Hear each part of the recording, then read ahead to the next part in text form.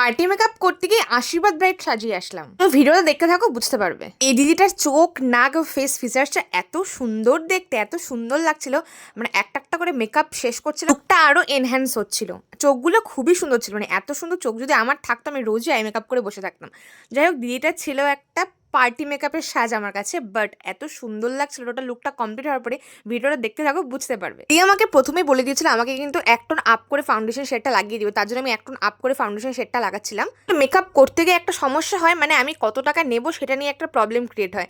কারণ প্রত্যেকটা জিনিসের এতটা দাম, একটা ফাউন্ডেশন আমি ইউজ করছি 1000 টাকা দামের, তো সেখানে আমি তো সেরকমভাবে চার্জেসটা রাখবোই, তাই না? এই নিয়ে দিদিকে আমি দুবার সাজালাম। সত্যি কথা, দিদির স্কিনটা এতটা ভালো, মানে মেকআপটা কমপ্লিট করার আগে দিদির স্কিন পুরো চকচক করতে থাকে, এত ভালো একটা স্কিন। অনেকেই বলে ফ্ললেস মেকআপ চাই, কিন্তু সত্যি কথা বলতে তুমি যতই দামি প্রোডাক্ট ইউজ করো না কেন, ফ্ললেস মেকআপের জন্য কিন্তু স্কিনটাও ভালো হওয়া খুবই প্রয়োজন।